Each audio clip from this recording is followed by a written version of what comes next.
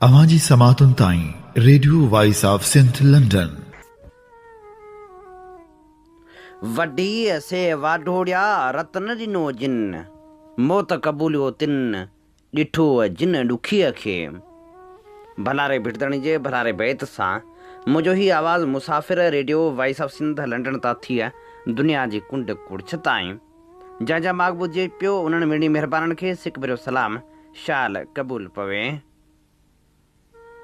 20 February 2025 ख़मीस जे ॾींहुं programme सोच वीचार साण करे आऊं अव्हां जी ख़िदमत में हाज़िर अव्हां जो पंहिंजो मेज़बान हबीब लगारी। प्रोग्राम जी शुरूआत में अव्हां लाइ इहा ई दुआ त शाल जितो जो असुख सलामती सां हुजो, कॾहिं बि ॾुखियो ॾींहुं न ॾिसो ऐं कॾहिं बि अव्हां जूं मुर्कूं अमेरियूं न थियनि। दुनिया जी कुंड कुड़छ में जिते बि रहो सिंध लाइ ऐं सिंध वासियुनि लाइ जा खोड़ींदा रहो।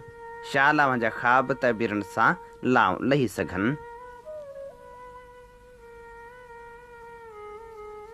साईं मुंहिंजा विछोड़े खे त केर बि रोके नाहे सघियो। विछोड़ो अवालकुना जीअं फाटे थो ऐं माण्हू जे मन खे दरहम बरहम करे वञे थो। कुझु शख़्सियतनि जा विछोड़ा अहिड़ा हूंदा आहिनि जो उन्हनि पुॼाणा ईअं लॻंदो आहे ॼण सॼे इलाइक़े खे यतीम करे विया हुजनि। अहिड़ो ई अमुल इंसान MRD तहरीक में हिसो वठंदड़ ऐं शागिर्द सियासत जो हिसो रहंदड़ नवाब यूसुफ टालपुर बि काल्ह अबाणे इलाइक़े में मिटी ओढ़े सुम्ही पियो। अॼु असीं सोच वीचार जे सफ़र में खेसि भेटाउनि जा गुलाब आछींदासीं। झूनो सियासतदान चौथी मार जो हीरो अॻूणो वफ़ाक़ी वज़ीर ऐं मौजूदा PPMNA नवाब मोहम्मद यूसुफ टालपुर 82 साल जी जमार में कराची जी अस्पताल में पसाह पूरा कया। नवाब मोहम्मद यूसुफ टालपुर उमरकोट वारे अकेले क़ौमी असेंबली वारे तक तां PP जो कई भेरा MNA चूंडिजंदो रहियो। पीपल्स पार्टी जे दौर में ज़रायत जो वफ़ाक़ी वज़ीर बि रहियो। सिंध जे पाणी ज़रायत बाबति वॾी ॼाण हासिल हुअसि। इरसा एक्ट ऐं NFC मामलनि ते खेसि अबूर हासिल रहियो। PP जी सियासी कमेटीअ जो मेंबर रहियो। मखदूम शाह मोहम्मद कुरैशी खे बि उमरकोट मां शिकस्त ॾेई चुको। MRD तहरीक ऐं चौथी मार जे हिन हीरे सखावत ऐं इंसान दोस्ती जे करे नारे पट जे नवाबनि में पाण ॻणायो, जंहिंजे करे ई आम माण्हू खेसि सिंध जो क्लासिकल पार्लियामेंट्रीन करे चूंडियो। खेसि सिंधी अंग्रेज़ी ऐं उर्दू ज़ुबाननि ते उबूर हासिल रहियो। औलाद में 2 पुट नवाब यूनस टालपुर ऐं नवाब तैमूर टालपुर आहिनि। नवाब तैमूर टालपुर MP ऐं सूबाई वज़ीर बि रहियो आहे, जॾहिं संस वॾो पुट नवाब यूनस टालपुर ज़िले वाइस चेयरमैन मीरपुर ख़ासि रही चुको आहे। नवाब यूसुफ टालपुर जी काल्ह जनाज़े निमाज़ मांझाकर ॻोठ में अदा कई वई। हीअ अमुल इंसान तोड़ जो मणे मुंहुं मिटी ओढ़े सुम्ही पियो, पर पोइ बि माण्हुनि जे दिलनि में जाइ इन करे बि जोड़े वियो आहे जो हू अवामी अॻवान हो। हुन सियासत बि कई, पर हुन जो शुमार नवाब ज़मींदारनि में बि थींदो हो।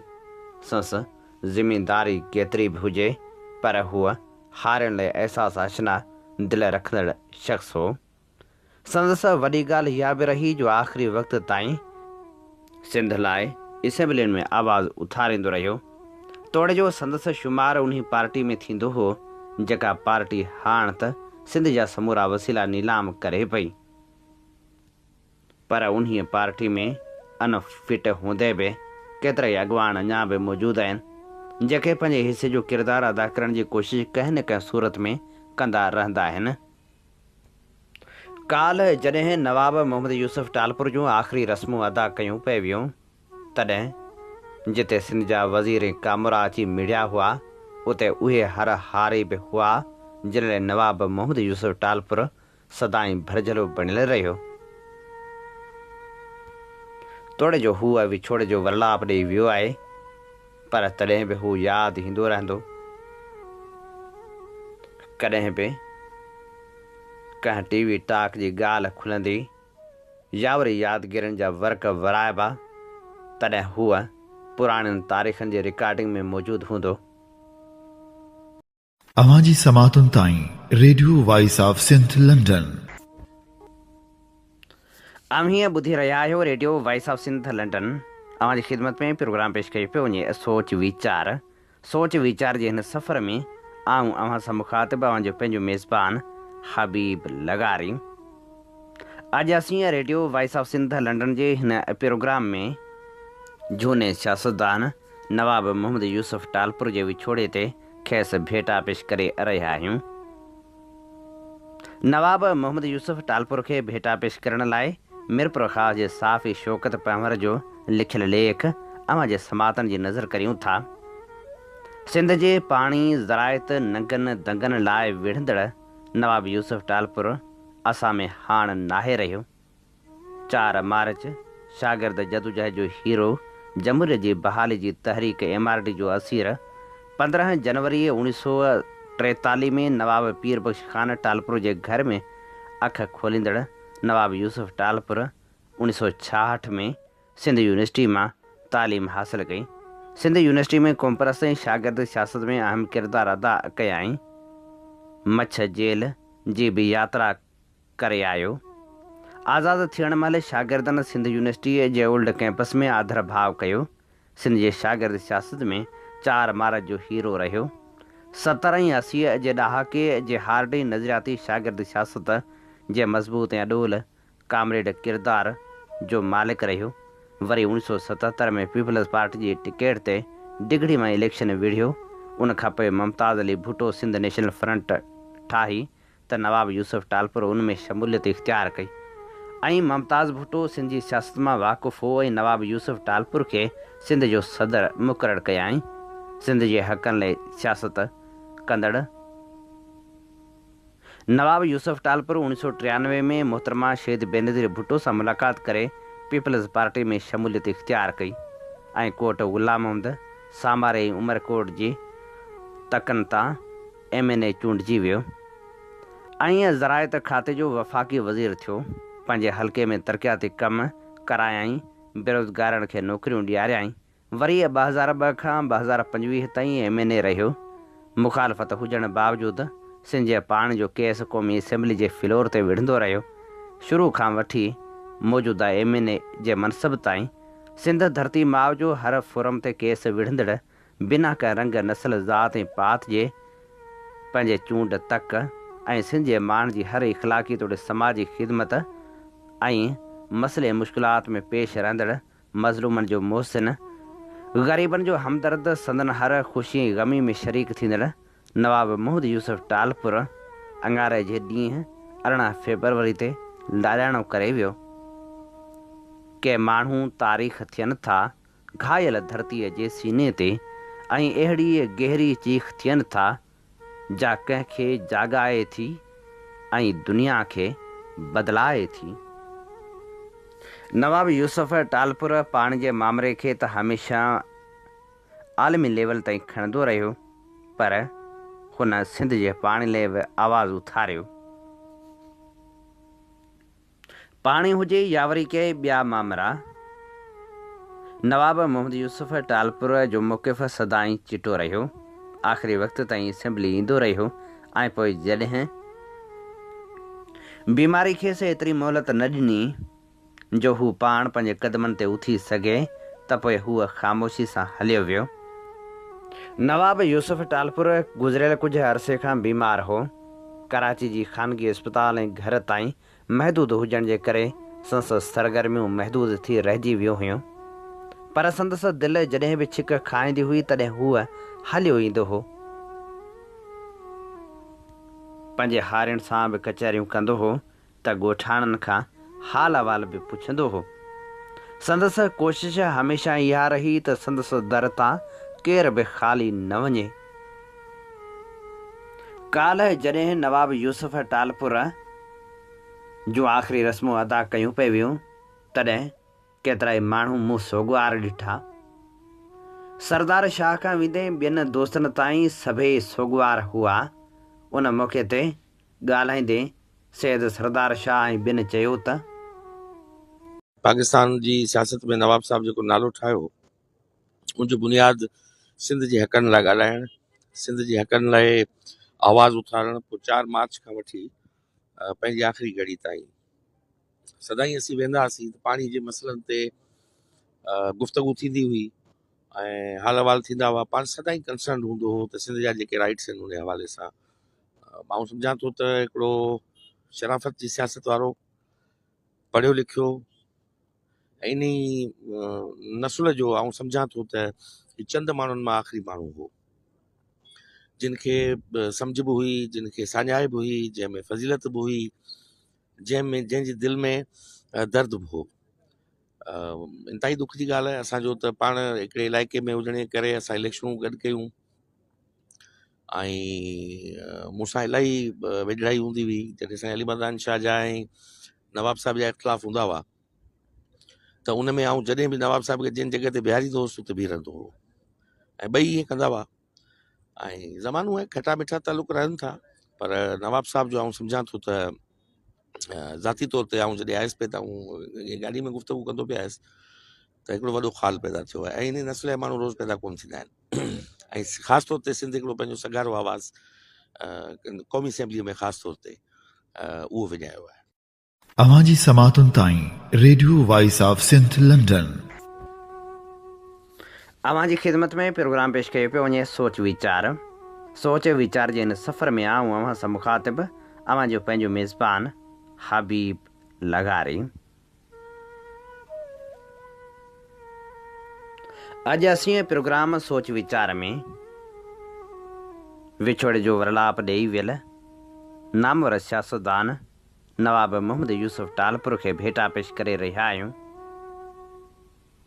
नवाब यूसुफ टालपुर खे भेटा पेश कंदे मदन गोपाल लिखियो, के माण्हू तारीख़ थियनि था घायल धरती जे सीने ते ऐं अहिड़ी गहरी चीख थियनि था जा कंहिंखे जाॻाए थी ऐं दुनिया खे बदिलाए थी। 4 मार्च जो हीरो सिंध जे हक़नि लाइ क़ौमी असेंबली में आवाज़ उथारींदड़ नवाब यूसुफ टालपुर जो लाॾाणो उमरकोट समेत पूरे सिंध जो वॾो नुक़सानु आहे। नवाब साहिब हींअर काफ़ी वक़्त खां हलण फिरण खां लाचार हो पर उमरकोट वासी इन ॻाल्हि जा गवाह हूंदा जेको बि फ़ोन कंदो त हुनखे उन वक़्तु रिस्पांस ॾींदो हो। तैमूर हालेपोटे लिखियो, सिंध जे पाणी जो मसइलो हुजे या सिंधी ॿोली जो पर नवाब यूसुफ टालपुर हर फोरम ते पंहिंजी धरती ऐं धरती वासियुनि जो सघारो बणिजी वियल आवाज़ थी गूंजंदो रहियो। अॼु उहो आवाज़ सदाईं लाइ ख़ामोश थी वियो ऐं 4 मार्च जो हीरो पीपी जो सीनियर अॻवान नवाब यूसुफ टालपुर साहिब हाणे असांजे विच में नाहे रहियो। रब पाक खेसि जन्नतुल फिरदौस में आला मक़ाम अता फरमाए, आमीन।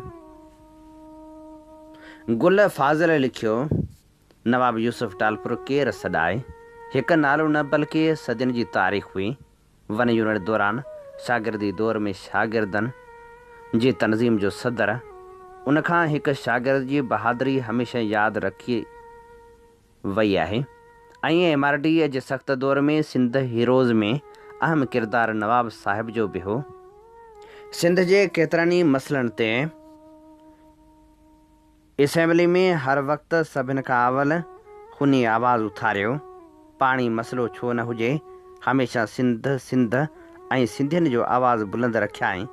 हिकु सियासत जो बेताज बरख सियासतदान असां खां विछड़ी वियो। नवाब साहिब जी शागिर्दी वारे दौर असांखे वॾो मुतासिर कयो हो।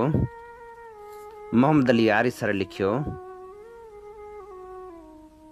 उमरकोट कुंडरी मांझाकर नवाब मोहम्मद यूसुफ टालपुर जे विछोड़े जीव झोरे छॾियो आहे मगर अहिड़ा अनमोल माण्हू नसीबनि सां मिलंदा आहिनि। असीं 3 साल अॻु जॾहिं NCHD उस्ताद नवाब साहिब वटि पहुतासीं असां अर्ज़ु कयो त नवाब साहिब असीं सालनि खां सिंध जे स्कूलनि में पढ़ायूं पिया, असांखे पको करायो। प्यारे माण्हूअ जी प्यारी सोच प्यारा लफ़्ज़ यकदमि नवाब तैमूर टालपुर खे चवणु लॻो, ही उस्ताद आहिनि, हिननि जी पारत हुजो। हिननि उस्तादनि खे रेगुलर कराइण में भरपूर किरदारु अदा कजां। पोइ नवाब तैमूर साहिब बिलावल भुटे समेत ॿियनि MPAs ऐं मिनिस्टरनि सां राब्तो कयो। नवाब यूसुफ टालपुर साहिब मुरकंदे चयो त अव्हां फ़िकर न कयो, अव्हांखे असां ज़रूरु पको कराईंदासीं। असां जॾहिं बि फ़ोन कयो हूंदो, अगरि नवाब साहिबु मसरूफ़ हूंदो हो त फिरी थी पाण कॉल करे ख़ैर ख़बर पुछंदो हो। नवाब सॾाइणु सवलो आहे, नवाब थी ॾेखारणु असल हक़ीक़त हूंदी आहे। जहिड़ो हो नालो तहिड़ो ई थिए ॾेखारी। मरणो हिकु ॾींहुं सभु कंहिंखे आहे, पर मौत बि अहिड़ी हुजे जो पहिरियां सभु को पियो यादि करे। अवां जी समातुनि ताईं radio voice of Sindh London. Radio voice of Sindh London तां असीं अवां जी ख़िदमत में प्रोग्राम पेश करे रहिया आहियूं, सोच वीचार। सोच वीचार जे सफ़र में आऊं अव्हां सां मुखातिब, अव्हां जो पंहिंजो मेज़बान हबीब लगारी। अॼु असीं प्रोग्राम सोच वीचार में बरख सियासतदान नवाब मोहम्मद यूसुफ टालपुर खे भेटा पेश करे रहिया आहियूं। नवाब यूसुफ टालपुर जो विछोड़ो यकीनी तौर पाण सभिनी खे अखियुनि में ॻोढ़ा ॾेई वियो आहे। सॼी सिंध हूं बि सोग में वरतल आहे। ताज़ो ई अहिड़ा वाक़िया थिया आहिनि जिन सॼे जिस्म खे ॼण त झोरे विधो आहे। डॉक्टर आकाश अंसारी जे क़त्ल वारो वाक़ियो केतिरा ई सवाल छॾे वियो आहे। डॉक्टर ज़ुल्फ़कार सियाल जे ज़िंदगी जे सफ़र जी पुॼाणी बि अञा काल्हो को ॾींहुं आहे। मथां वरी नवाब साहिब जी ओचिती मोकिलाणी दर्दन में इज़ाफ़ो करे छॾियो आहे। नवाब यूसुफ टालपुर खे भेटा पेश कंदे अशरफ कुंभर लिखियो, नवाब यूसुफ टालपुर केरु सॾाए। पीपल्स पार्टी ॾींहों ॾींहुं यतीम थींदी वञे। शहीद भुटे जे साथियुनि मां त हाणे को नाहे रहियो, पर हाणे संदन शीदाए बि खुटंदा वञनि। नवाब यूसुफ सपाफ जो बुनियादी प्रेसिडेंट हो, मतिलब त सिपाफ वारो मिशन ई नवाब साहिब जो हो। भुटे साहिब वारे दौर में नवाब यूसुफ नौजवान जज़्बाती कारकुन हो। सिपाफ जोड़ण में संसा वॾो किरदारु रहियो। वरी ज़िया जे मरछला वारे दौर खां पोइ शीअ मोहतरमा जो साथी रहियो, पर घणो अरसो पोइ सिंध जे कुझु इशूज़ जे करे पीपल्स पार्टी सां नाराज़ थी एहतिजाजनि मुमताज़ भुट्टो वारी फ्रंट में मुख़्तसर अरसो रहियो। ऐं वरी जीअं ई पीपल्स पार्टी में आयो त आख़िर ताईं पीपल्स पार्टी सां ई निभाईंदो रहियो। नवाब यूसुफ रज़ा रब्बानी वांगुरु पीपी जो तरक़ी पसंदि सियासतदान रहियो। हू बि पीपी में हाणे आङुरियुनि ते ॻणण जेतिरा नज़रियाती सियासतदान रहिया आहिनि जेके अञा ताईं पार्टीअ जे बुनियादी नज़रिए ते अमल पेरा आहिनि। पर अॼु पार्टी जे उन्हनि चंद नायाब शख़्सियतनि मां नवाब यूसुफ बि मोकिलाए वियो आहे जेको पीपी लाइ वॾो नुक़सानु थियो आहे। छो त नवाब यूसुफ को इलाक़ाई सियासतदान न हो, हूअ मुल्की लेवल जो सियासतदान हो। संदसि विछोड़ो पीपीए कारकुननि लाइ इंतिहाई कठिन आहे। शागिर्द सियासत जो ज़िक्र जॾहिं बि ऐं जिते बि अचे थो तॾहिं नवाब यूसुफ टालपुर ऐं ॿियनि अॻवान जो ज़िक्र ज़रूरु अचे थो। शागिर्द सियासत जे हवाले सां नामियारो सहाफ़ी सुहेल सांगी पंहिंजे मज़मून में यूसुफ टालपुर जो ज़िक्र बि करे थो। सुहेल सांगी लिखे थो त मज़दूर ऐं शागिर्द तबिके में हिकु पासे त वरी वन यूनिट ख़िलाफ़ लाव पची रहियो हो। ओचितो हैदराबाद जे कमिश्नर मसरूर हसन खे खुटी खयो जेको अयूब ख़ान तोड़े तॾोके उलह पाकिस्तान जे गवर्नर नवाब कालाबाग जो लाडलो हो। खेसि शौक़ जाॻियो त हूअ वाइस चांसलर थिए। तॾहिं हसन अली अब्दुर्रहमान नामियारो कानूनदान ऐं सिंध यूनिवर्सिटी जो वाइस चांसलर हो। बिना कंहिं सबब जे खेसि हटाए मसरूर हसन खे वाइस चांसलर बणायो वियो। हिकु कामोरो जंहिंजो को बि इल्मी ऐं तदरीसी पस मंज़र न हो उनखे अहिड़ी तरह यूनिवर्सिटी जो वाइस चांसलर बणाइणु आला तालीम में नौकरशाही जी पहिरीं मुदाख़लत हुई। उन्हीअ सिंध यूनिवर्सिटी जा शागिर्द कावड़जी पिया। उन्हनि यूनिवर्सिटी जे जामशोरो कैंपस खां बस में सवार थी हैदराबाद अची एहतजाज करण लाइ जलूस कढियो। बसूं जीअं ई जामशोरे वारी पुल खां अॻिते आयूं त पुलिस उन्हनि खे रोके वरितो। पहिरियां लठबाज़ी कई ऐं आंसू गैस इस्तेमालु कई वई। आख़िरकार हवाई फायरिंग बि कई वई। नतीजे में केतिरा ई शागिर्द ज़ख़्मी थी पिया ऐं 200 खां वधीक गिरफ़्तार थिया। उन जलूस जी क़यादत कंदड़नि में यूसुफ लगारी, यूसुफ टालपुर, नदीम अख्तर, कामिल राजपर, जाम साकी, अली अहमद बिरोही ऐं ॿिया केतिरा ई उन दौर जा सूर्या नौजवान हुआ। इहो वाक़ियो मौजूदा राजपुताना इस्पताल ऐं कराची वारी पुल जे विच ते पेश आयो हो। रद्द अमल में मुज़ाहिरा थिया ऐं बाद में पुलिस पारां गिरफ़्तार कयल शागिर्दनि खे आज़ादु कयो वियो। हीअ असीं अव्हांजी ख़िदमत में पेश करे रहिया हुआसीं नामियारे सहाफ़ी सुहेल सांगी जे लिखियल लेख मां चूंड वर्क। Radio voice of Sindh London जी लाइब्रेरी मां असीं अव्हांजी ख़िदमत में पेश करियूं था नवाब यूसुफ टालपुर जी तक़रीर। हिन तक़रीर बाबति तफ़सील ॿुधाए रहियो आहे जदीद सिंधी सहाफ़त जो बानी ऐं radio voice of Sindh London जो सरवाण साईं इमदाद ओढो।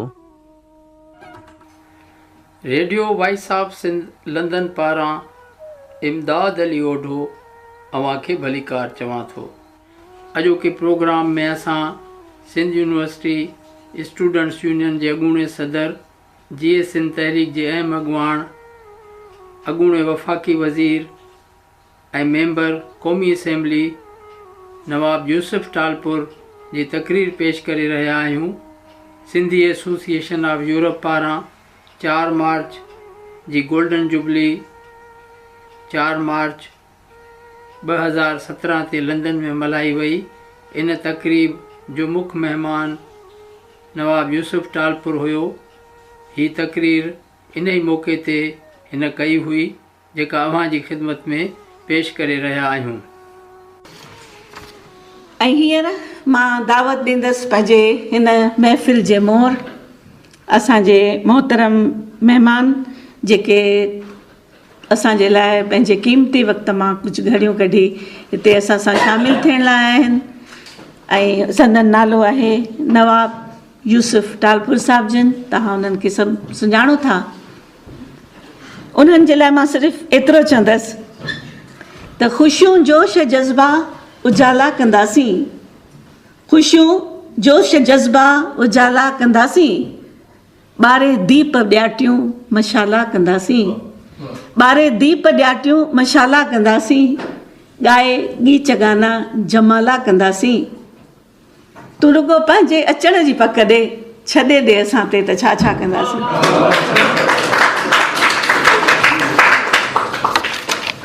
मोहतरम नवाब यूसुफ टालपुर साहिब जी। मोहतरम सिंधी एसोसिएशन जेका यूरोप जी आहे उन्हनि जा नुमाइंदा जिन हज़रात ते गुफ़्तगू कई दोस्तनि ऐं मोज़िज़ हाज़रीन अस्सलामु अलैकुम। जीए सिंध अॼोकी हिन कचहरी में त घणो वक़्तु ॾिज ई अधी खे आहे त अधी जेका शेरो शाइरी गुफ़्तगू कई आहे ऐं चाहियां थो त पाण समूरनि खां उतर लहे। बहरहाल काफ़ी कुझु चौथी मार्च जे हवाले सां दोस्तनि गुफ़्तगू कई आहे। मां मुनासिबु न सम्झंदसि त कयल गुफ़्तगू खे मां रिपीट कयां, पर मां एतिरो ज़रूरु बयानु कंदसि त शागिर्दनि खे इहा ज़रूरत छो महसूसु थी त हू हाणे सियासत पंहिंजे हथ में खणनि, स्ट्रगल पंहिंजे हथ में खणनि, जदोजहद ऐं जहिड़ा जटा बि पंहिंजे हथ में खणनि। छाकाणि शागिर्दनि जो कमु पढ़णु हूंदो आहे। पर शुरू में मूंखे यादि आहे 69 ताईं जेसिताईं मां यूनिवर्सिटी में हुउमि ऐं 69 में मां 68 जी एंड खां वठी 69 में मां सदर बि हुउमि त जहिड़ा बि कंदा हुआसीं, जटा बि खाईंदा हुआसीं, पर कॾहिं बि असां इम्तिहान मुलतवी करण जी ॻाल्हि न कई। इम्तिहान जे टाइम ते थियणु ॾींदा हुआसीं। महसूसु इन करे कयोसीं हुते हिते सुमरे साहिब बि गुफ़्तगू कई, उॾे साहिब बि पंहिंजी जेका सॼी राय रखी। इहे 4-5 दोस्त हुआसीं जंहिंमें सभ खां अवल यूसुफ लिगारी, मसूद नूरानी, इक़बाल तरीन, मुजीब पीरज़ादो, जाम साकी, मां बि। त घणो करे इहा कचहरी थींदी हुई जिन में कुझु सिंध यूनिवर्सिटी जा उस्ताद बि हिमत वारा हूंदा हुआ, दिलि ऐं जिगर वारा हूंदा हुआ, जेके असां सां गॾु कचहरियुनि में वेंदा हुआ। पोइ इहो ई सोचींदा हुआसीं भई त हीउ सिंध जी पाकिस्तान ठहियो आहे त रड़ियूं त कयूं था त सॉवरेन स्टेट्स रहंदियूं, पर हिते त ठहण खां पोइ त निज़ाम ई ॿियो लॻो पियो आहे। हिते जेका सॼी सूरत हाल सां बि लॻी पई आहे ऐं को माण्हू पुछण वारो कोन्हे, का सियासी जमायत इहो इशू खणण वारी कान्हे सवाइ साईं GM सैयद जी। साईं GM सैयद उन्हनि माण्हुनि मां आहे जिन पाकिस्तान जो रेज़ोल्यूशन पहिरीं सिंध असेंबली में पेश कयो समूरनि खां पहिरीं, ऐं पोइ जॾहिं ॾिठईं त हीउ कुझु न पियो थिए त ऐलाने बग़ावत बि कई। ऐं जहिड़ो माण्हू हो उसूल परस्त माण्हू हो ऐं उन नमूने सां त इन सॼी सूरत हाल खे मद्देनज़र रखंदे इहो फ़ैसिलो कयोसीं त भई हाणे शागिर्दनि खे खपे त उहे इन कमान खे पंहिंजे हथ में खणनि। पोइ इहो सही आहे। अॻियां असां हसन अली अब्दुल रहमान जो इशू खयो हो, पर बैकग्राउंड में जेको असां स्ट्रगल शुरू कयो उन में 1 यूनिट जी तहरीक हुई, जेको सॼो प्रोग्राम ठहियलु हो, जेका सॼी ॻाल्हि लिथियलु हुई, सॼो सिलसिलो हो। इहो कुझु ॾींहंनि खां सिलसिलो हलियो पिए ऐं पोइ जंहिं नमूने उन ॾींहुं हिकु कमिश्नर, छो जो उन वक़्त जो त उन वक़्त जी जेका एडमिनिस्ट्रेशन हुई उन त कॾहिं का रेज़िस्टेंस ॾिठी कान हुई, त हुननि ॾिठो हीअ कहिड़ा छोकिरा आहिनि जंहिंजो दिमाग़ु ख़राबु थी वियो आहे। सो मसरूर चयो इनका दिमाग़ दुरुस्त करो। पोइ पहिरीं दड़का दामान जी थींदा आहिनि, न्यापा नड़ा जी थींदा आहिनि, जंहिंमां कुझु ते रोशनी विधी आहे साईं, पर कंहिं हुननि खे मञियो न। पोइ इहो इंसिडेंट थियो 4 मार्च ते, जंहिंमें बेपनाह बेहद ज़ुल्म थियो उन्हनि शागिर्दनि सां जेके बसनि में शुमार हुआ। ॿिन्ही पासे पाणी, लठियुनि जो वसकार, बसनि जे अंदरि बि लठियूं त बसनि जे ॿाहिरि बि लठियूं, जो माण्हुनि टिप ॾेई पाणीअ में छोकिरनि पंहिंजूं ज़िंदगियूं बचाइण जी कोशिशि कई, परेशान बि थिया। उन्हनि ॾींहंनि में असांखे जेका ड्यूटी असाइन थियल हुई, छा आहे उन वक़्तु अख़बारनि ते सेंसर बि हूंदा हुआ ऐं सिंधी अख़बार बि हिकिड़ी निकिरंदी हुई, कुझु छपबो कोन हो, सभु कुझु साइक्लोस्टाइल थींदो हुओ। इहा ज़िम्मेवारी किन दोस्तनि ते रखियलु हुई जिन मां बि हिकु हुउसि। पोइ असां रुॻो साइक्लोस्टाइल ते जेके इशूज़ हुआ सिंध जा उहे खणंदा हुआसीं, रेज़ कंदा हुआसीं ऐं पहुचाईंदा हुआसीं। पोइ हुननि चूंडे 5 ॼणनि खे जेके ॾिठनि हे हुननि जी नज़र में मुख आहिनि, उन्हनि 5 खे डिफेंस ऑफ पाकिस्तान रूल्स में गिरफ़्तार कयो। 207 छोकिरा पहिरीं गिरफ़्तार थी विया जेके जेलनि में हुआ, राति जो ई ॿिया, पर 5 पोइ सभु को धारदार हो अलॻि। मूंखे गिरफ़्तार कयनि गाॾी में पुलिस जी में खणी सेंट्रल जेल विया। मूंखे यादि आहे सेंट्रल जेल में विया त गाॾी ॿाहिरि बीहारे छॾियईं, मुंहिंजो भला खोलियो दरवाज़ो त अंदरि वञूं, चई न हलबो की ॿिए पासे। भला छा सिटी अथनि ऐं मुंहिंजो पहिरियों दफ़ो हुजे इन पासे वञिजो, ठीकु आहे। त केॾी महिल ॾिसां त यूसुफ लिगारी खे जेल जे दरवाज़े मां कढियनि, हथु हीअं कयो, कंधु हेठि कयो, अचे पियो अकेलो अकेलो। जीअं वेझो आयो, दर खोलियो, हिन कुता मार गाॾी जो चढ़, त मूं ते जी नज़र पियसि चई यार तोखे त अलाह आंदो आहे। मूं चयो यार हिकु चङी जाइ आहे, चङी ॻाल्हि आहे जो चवी थो। मां त सोचियो मां अकेले ॻाल्हाए केॾा कयो था छा कंदा, हा तूं त गॾु घटि मां घटि। पोइ असांखे नारा जेल ते 5 ॾींहं रखियनि, जंहिंमें यूसुफ लगारी हो, जाम साकी हो, लाला कादर हो, मसूद नूरानी हो ऐं मां जेसि ताईं मूंखे यादि थो अचे। त उते पोइ प्रोग्राम ठाहियोसीं। उहो जेको वक़्तु असां डिफेंस ऑफ पाकिस्तान रूल्स में रहियासीं उते, त हिन मंज़िल ते जो हिननि पहुचायो आहे, गॾु हिते विहारियो अथनि, कमकार कोन वठंदा हुआ असांखां। त असां चयो हीउ जेको स्ट्रगल शुरू कयो हाणे हिनखे पाए तकमील ताईं पहुचायूं। यूसुफ लगारी सिंध यूनिवर्सिटी जो सदर हो,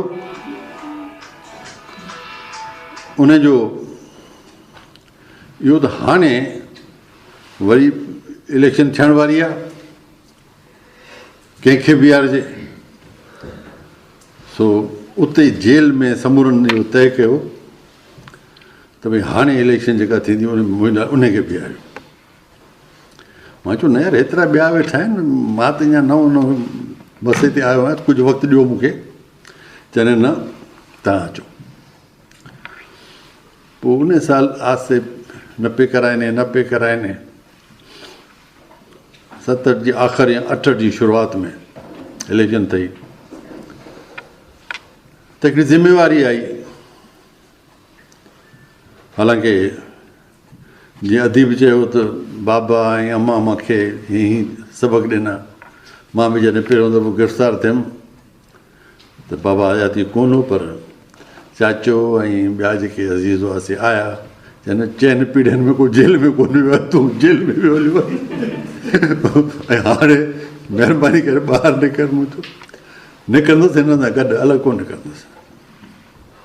पोइ जॾहिं रिलीज़ थिया पोइ असांजो स्ट्रगल जारी रखियो। उन में चङी ॻाल्हि इहा अथई त 1 यूनिट जे इशू खे असीं उजागर करे वियासीं। पोइ जेका भाऊ दोस्त ॻाल्हि कई यूनाइटेड फ्रंट जी, साईं GM साईं ठाहियो। उन में स्टूडेंट्स एतिरो उजागर करे विया हुआ इन तहरीक खे जो मखदूम साहब पंहिंजो बंगलो ॾिनो उन कन्वेंशन जे लाइ। पीपुल्स पार्टी वारनि बि उन में शमूलियत कई ऐं ठीकु ठाक नमूने उते रेज़ोल्यूशन्स पास थिया ऐं तमामु सुठो हिकिड़ो फंक्शन थियो ऐं आवाज़ु अञा वधीक उजागर थी। पहिरियों दफ़ो शागिर्दनि सां गॾु सियासी माण्हू बि उन प्लेटफॉर्म ते आया। पोइ भुट्टो साहिबु अयूब ख़ान खे छॾे जॾहिं ॿाहिरि निकितो त दोस्तनि मुनासिबु सम्झो त खेसि सिंध यूनिवर्सिटी में अचण जी दावत ॾिजे ऐं हिते पोइ हुन सां ॻाल्हाइजे ऐं कन्फर्म कजेसि 1 यूनिट जे नाले ते। दावत ॾिनीसींसि, उहो मूंखे पसंदि बि कंदो ऐं इम्प्रेस बि कयां ताईं उहो अलाए छो सो क़बूलु कयईं। काफ़ी दुरियुनि हैदराबाद में चयो त न वञ, उते शागिर्द सभु ॾिंगा आहिनि, तोखे ॾाढो तंग कंदा। चई न मां चई वेठो आहियां वेंदुमि। आयो यूनिवर्सिटी में त मूंखे राति जो ख़बर पई, जॾहिं शामियाने वारे फ़ोन कयो त असीं शामियाना असां नथा ॾेई सघूं, सभु ॾेई चुका आहियूं, कुर्सी बि असां वटि कान्हे, लाउड स्पीकर बि कोन्हे। मुंहिंजो हाणे हेॾे माण्हू खे छॾे हिते का शइ कान थी मिले। वियमि यूनिवर्सिटी में हॉस्टल्स जे अंदरि, उते जनरल बॉडी मीटिंग कयमि। जनरल बॉडी मीटिंग असीं कंदा हुआसीं त 600-700 छोकिरा अची वेंदा हुआ। पढ़ो ॾियारियोसीं समूरनि हॉस्टल्स में कईसीं ऐं उन अॻियां रखी में ॻाल्हि मुंहिंजो मां बहैसियत यूसुफ टालपुर का शइ न आहियां, पर मां सम्झां थो मां बहैसियत president Sindh university students union जे सभु कुझु आहियां। तंहिंजे करे हीअ ॻाल्हि कई अथसि ऐं इन में एडमिनिस्ट्रेशन ही कुझु करायो आहे। हाणे तव्हांखे हिकिड़ी गुज़ारिश आहे त सुभाणे सुबुह जो 11 बजे ओल्ड कैंपस ते अचो, सभु जा सभु वाइदा वचन वरितासीं शुक्रनि खां,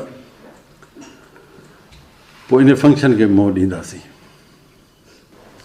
हे जेॾी महिल पहुता हुते तक़रीबन 400 साढा 400 छोकिरा पहुता। मुंहिंजो अलाह महिरबानी कई आहे, पाण सभु खिसण ख़ाली वारा माण्हू हुआसीं।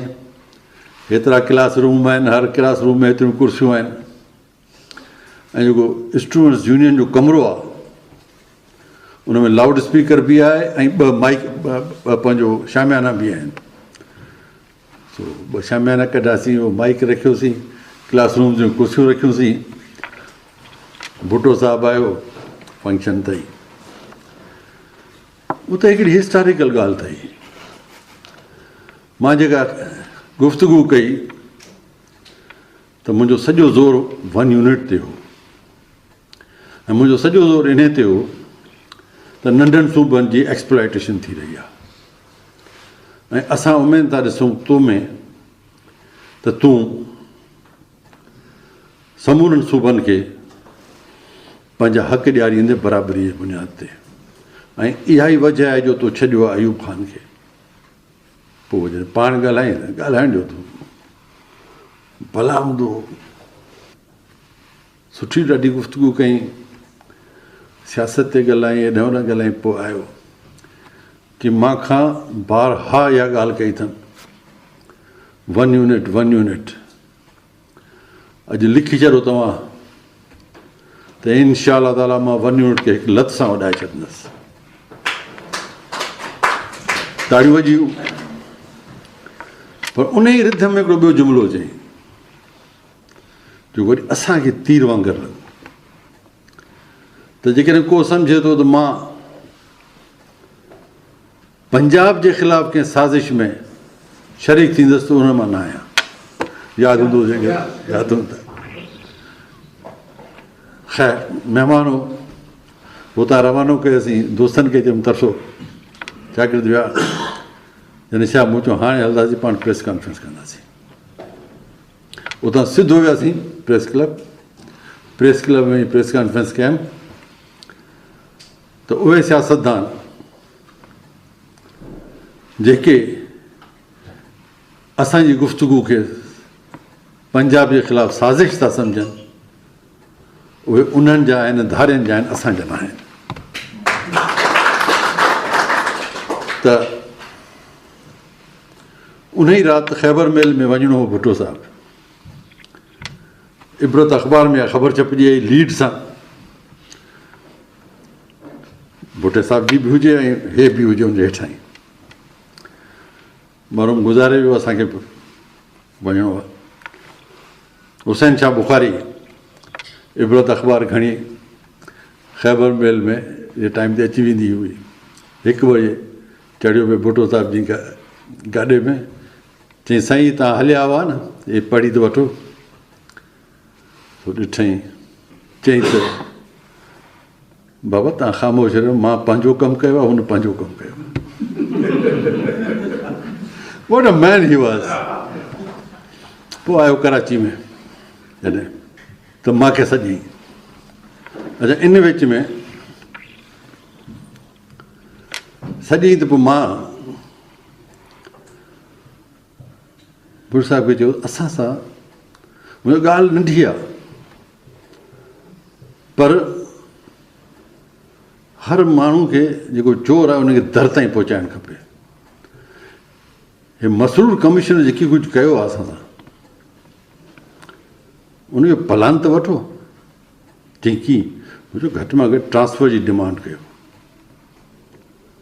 हुन ट्रांसफर जी डिमांड कई ऐं कई ठीकु ठाक नमूने। उहो ॾींहुं अॼोको ॾींहुं जो मुआवजा जेके आहिनि ठहनि सघनि था, छो जो हू उर्दू स्पीकिंग जेके हुआ से सभु कुझु हुनखे सम्झंदा हुआ त हीअ असांजो सॼो गाइड करण वारो ऐं सभु कुझु करण वारो आहे। हिते इलेक्शन्स आहियूं। हाणे हे बि हिकिड़ी तवारीख़ी हक़ीक़त आहे। साईं GM सैद इलेक्शन में बीठो, मां भुटे साहिब खे चयो त साईं कुझु बि हुजे GM सिहत जी मुखालफ़त न थियणु खपे, उहा सीट छॾे ॾियो ऐं उनखे छॾे ॾींदा त उन में तव्हांजो फ़ाइदो आहे। उहा असेंबली में अची सिंध जे लाइ रड़ियूं कंदो ऐं तव्हांखे मौक़ो मिलंदो त कुझु न कुझु बार्गेन करे सिंध जे लाइ वठण जो। चई त मारो मलिक सिकंदर जे लाइ उहो उतां बीठो आहे, मुंहिंजो मां उन सां ॻाल्हायो आहे ऐं उनखे मूं ॿिन्ही सीटनि ते हथ फार्म भराया आहिनि, हेठि बि मथे बि, ऐं हुन सां मुंहिंजो रस्तो आहे अहिड़ो जो हुन मुंहिंजी ॻाल्हि रखी आहे। चई मां अचां थो हैदराबाद, मां पुछंदोमांसि। पोइ जॾहिं हैदराबाद आयो मीर एजाज़ जे बंगले ते हुजे त चई त मुंहिंजो साईं हे थोरो फ़ैसिलो कयोसीं। चयो मलिक साहिबु छा थो करे? उहो हुन वक़्तु इहा बि त ख़बर कान हुई त को भुटो ईअं स्वीप कंदो जंहिं नमूने सां स्वीप कयईं त मलिक साहिबु बि थोरो लवायो पिए। चई मूंखे चई त ॿिन्ही ते भर, मां ॿिन्ही ते भरे छॾियां, बाक़ी हाणे जेको तव्हांजो। चई हे चवे थो त इहा सीट ॾे GM सिहत खे। चई ठीकु आहे, तव्हां चवंदा त मां हथु खणण लाइ तयारु आहियां। चई मां न, तूं पाण फ़ैसिलो कर। चई ठीकु आहे साईं। पोइ मां चयो साईं हाणे मां ॻाल्हाए वठां साईं सां। साईं बि हिकिड़ो कमिटेड हिकिड़ो नेशनलिस्ट माण्हू आहे, छा थो चवे ॾिसो। सो मां मरहूम प्रोफेसर उमर मेमण, अरबानी आगरो, जमाल रिंद, हसन भुट्टो, चार वीचारा फोती आहिनि, हसन भुट्टो अञा जहिड़ो आहे। वियासीं बुर्गी साहिब जे बंगले ते, बुर्गी ऑफिसर रहियल हुजे साईं GM सिहत। साईं सां ॻाल्हायोसीं त हे सीट कई अथसि, तव्हां अचो असेंबली में, पोइ बाक़ी अॻिते ॾिठो वञो। चई ॿियूं सीटूं, ॿी संगत, ॿी दोस्त मुंहिंजो, ॿी सीटूं, ॿी संगत जेका आहे न, तो वटि सिर्फ़ु हिकिड़ी आहे जेको वेठां बीठो आहे, उन खां सवाइ ईअं चङो आहे। चई न न न पीर अलीमद राशदी बीठल हुजे। सोचे मूंखे चई त सभिनी खे चङो एग्री कई असां सां त जेकॾहिं हू नथो करे मुक़ाबिलो त मां मुखालफ़त न कंदोसांसि। सिंध में किथे बि तव्हां सुबुह जो 9 बजे अचो त मां तव्हांजो फाइनल फ़ैसिलो ॾियां। सो सुबुह जो 9 बजे जेॾीमहिल पहुतासीं असीं सभु जा सभु 5 ई ॼणा, त ॾिसो पीर अलीमद राशदी वेठो आहे। हाणे पीर अलीमद राशदी वेठो आहे ऐं ॾिसी ऐं मूं ते ॾंद कटे साईं चयो तूं हाणे छोकिराणी सियासत था कनि, हू मूंखे 4 सीटूं पियो ॾिए, तूं मूंखे हिकिड़ी सीट ते विकिणे। घणी सभु कोशिशि कईसीं सम्झाइण जी, पर साईं न सम्झो। पोइ सीट बि कान थी ऐं बदकिस्मती सां साईं बीहाराए वियो।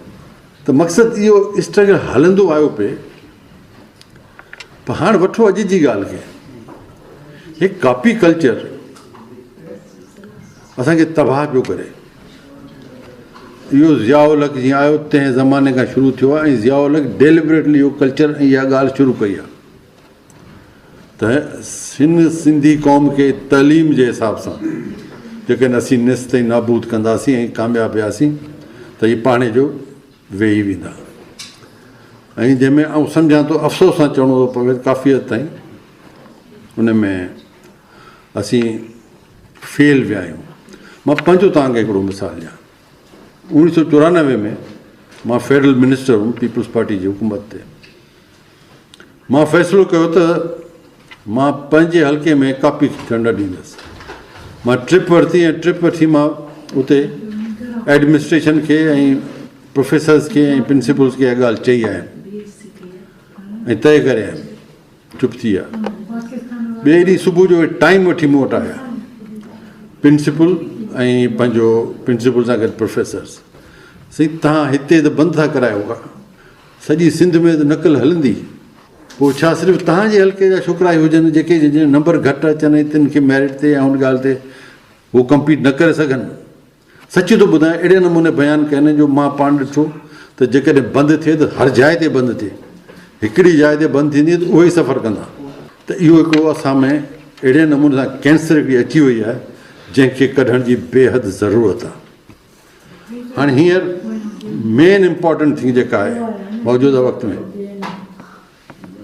वक़्त में सा इहा आहे त सेंसिस।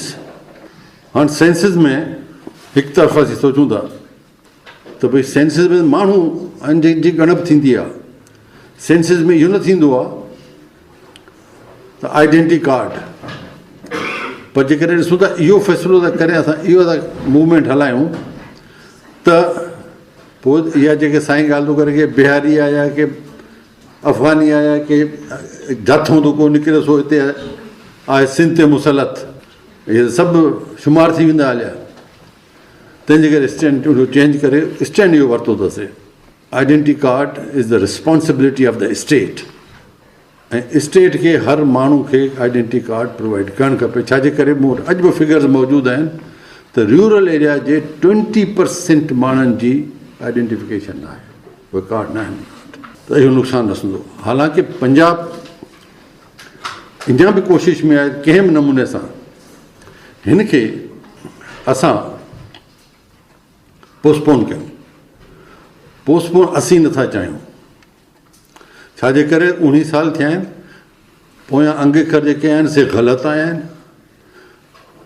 असांजा हींअर जा बि अंग अखर जेके ॿुधाइनि था उहे इहे था ॿुधाइनि त इन्हनि आइडेंटिटी कार्ड्स खां सवाइ बि पंजाब पोइ जेका आदमशुमारी आहे उन खां हेठि पियो वञे। असां जेका पोइ आदमशुमारी आहे इन्हनि कार्डनि खां सवाइ बि मथे पिया वञूं। दि रिज़ल्ट इज़ असांजो अंग थोरो मथे वेंदो ऐं हू हेठि थींदा त हू पोस्टपोनमेंट जी कोशिशि में आहिनि कंहिं नमूने सां किथां खां ॻाल्हि अचे। तंहिंजे करे तव्हांखे बि इहा ई गुज़ारिश आहे, टाइम तमामु थोरो आहे, तव्हां 15 मार्च में ॾींहुं रहिया कने, त बि जिथे जिथे कोशिशि थी सघे वधि मां वधि ॿराड़ी जे माण्हुनि खे इहो करणु खपे। बाक़ी एतिरो ज़रूरु चवंदुसि त का चङी ॻाल्हि ठही हुजे त उनजो बि ज़िक्र ज़रूरु कजे। बेसिकली शुरू खां वठी इहा ॻाल्हि हुई हिते त भई एटोनॉमी शुरू ई जेको स्ट्रगल कयोसीं उहो बि इन बेसिस ते कयोसीं त भई जेके वाइदा कया अथनि 1940 जे करारदाद में उन्हनि ते अमल कयो, अमल न पिया कयो ऐं उन में छा, उन में इहो त एटोनॉमी ॾियो न पे मिली जेका इतफ़ाक़ सां अलाए कहिड़ी नमूने सां बि रज़ा रबानी समूरनि खे राज़ी करे वियो 18th अमेंडमेंट ते। छाकाणि त मुशरफ जेके बि अमेंडमेंट्स करे वियो हो उहे तबाहकुन अमेंडमेंट्स हुयूं ऐं उन्हनि खे नल एंड वॉइड करण जो सिर्फ़ु इहो ई तरीक़ो हो। पर अफ़सोस सां इहो चवणो थो पवे त 18th अमेंडमेंट खां पोइ हाणे त सूबनि खे खपे न त उहे सूबा पंजनि शयुनि ते पंजनि सूबनि में उन शइ ते अमल कराइनि। अफ़सोस सां चवणो थो पए त उन ते अमल न पियो थिए। बाक़ी तव्हांजो इन हे नाचीज़ बंदो असेंबली में आहियां, चोथों दफ़ो आयो आहियां। तव्हांजे सिंध जे हवाले सां एटोनॉमी जी ॻाल्हि हुजे, सिंध जे पाणी जे हवाले सां ॻाल्हि हुजे या सिंध जो कहिड़ो बि इशू हुजे या माइनॉरिटी सां जेके ज़्यादतियूं थियूं अचनि उन जे हवाले सां हुजे, इरिस्पेक्टिव ऑफ त केरु छा सम्झंदो या छा चवंदो, मां स्टैंड वठंदो आहियां, गुफ़्तगू कंदो आहियां, उहो मैटर ऑफ रिकॉर्ड ते आहे। सिंधी लैंग्वेज, सिंधी ॿोली, मां बिल जी जेका ॻाल्हि थी हिते मूव कयमि, पर पोइ उन खां पहिरीं हालांकि हिकिड़ो मारवी मेंबर मूव कयो जेको रिजेक्ट थी वियो, पोइ वरी 6 महीना रखी थोरो ट्विस्ट करे ॿिए नमूने सां पेश कयूं। मूंखे कोई 1.5 साल 2 साल लॻा लॉबिंग करण में, पर 2 सालनि खां पोइ मां उहो बिल जेका स्टैंडिंग कमेटी हुई लॉ ऐं जस्टिस जी उन खां कामयाबु कराइण में, पास कराइण में कामयाबु थियसि। उहा पास थियो हुतां। पास थियण खां पोइ वियुमि यूसुफ रज़ा जीलानी वटि। मां चयोमांसि त हुननि पास कयो आहे जेको हिकिड़ी नामुमकिन ॻाल्हि हुई, छाजे करे उते असांजी पंहिंजी स्ट्रेंथ चइनि ॼणनि जी आहे इन 21, पर किन लिहाज़ कयो, किन मुंहिंजी सीनियरिटी खे ॾिठो, पर के चुप रहिया, किन वोट कास्ट कोन कयो, पर मतिलबु उतां निकिरी थी आयो आहे। ऐं हाणे हीअ जेका कॉन्स्टिट्यूशन कमेटी आहे उनके रिवाइव कर। मूंखे चई त तालपुर साहब वहाँ से हो गया है, मुझे पता पड़ा है। ऐं मां चयोमांसि सराइकी में, मुंहिंजो साईं इहे त साडी ॿोली बि जेका आहे न असां आंधी, इहा बि थी वेंदी नेशनल लैंग्वेज। आणो तव्हां ख़ाली ॻाल्हाइण करंदो, कुझु अमली कमु बि करो। चई मुंहिंजो वाइदो आहे, मां तो कराए ॾींदुसि, पर हींअर ही 18th अमेंडमेंट जेका थिए पई आहे थी दंग ते, ओॾी महिल ई कराए ॾींदुसि। इहा कहिड़ी ख़बर हुई त 18th अमेंडमेंट जेसीं थींदी तेसीं यूसुफ जिलानी ख़ुदि ई मोकिलाए वेंदो हलियो, ऐं उहा शइ उते रहिजी वेंदी हलियो, टेन्योर पूरो थी वेंदो हलियो। बहरहाल पंहिंजी जाखोड़, पंहिंजी कोशिश जेका आहे पंहिंजे तरफ़ां जारी आहे। हर कंहिंखे पंहिंजी कोशिशि जारी रखणु खपे।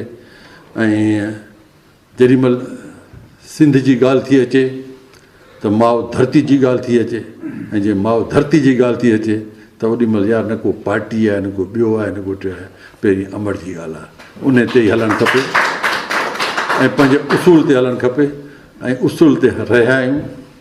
मूंखे हिकु दफ़ा हिकु मुलाक़ात में मुंहिंजी क़यादत मूंखे चयो, तूं ॾाढी तरक़ी करी आहे, थोरो पाण खे एडजस्ट कर। मुंहिंजो साईं अर्ज़ु कयां, बुनियादी सबक़ु मूंखे ॾिना GM सैयद, पोइ मूंखे सबक़ु ॾिना ज़ुल्फ़कार अली भुटे, ऐं उन खां पोइ बेनज़ीर भुट्टो। हाणे मां हिन उमिरि में किथे थो मटिजी सघां, नथो मटिजी सघां। महिरबानी, ख़ुदा हाफ़िज़।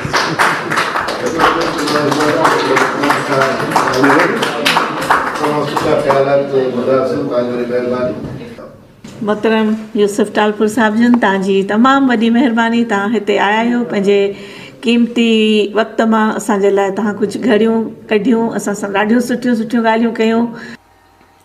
सामाईन, सिंधी एसोसिएशन ऑफ यूरोप पारां 4 मार्च जी गोल्डन जुबली मल्हाइण वारी तक़रीब में 4 मार्च जे अहम शागिर्द अॻवान नवाब यूसुफ टालपुर जी यादगार तक़रीर पेश कई वई।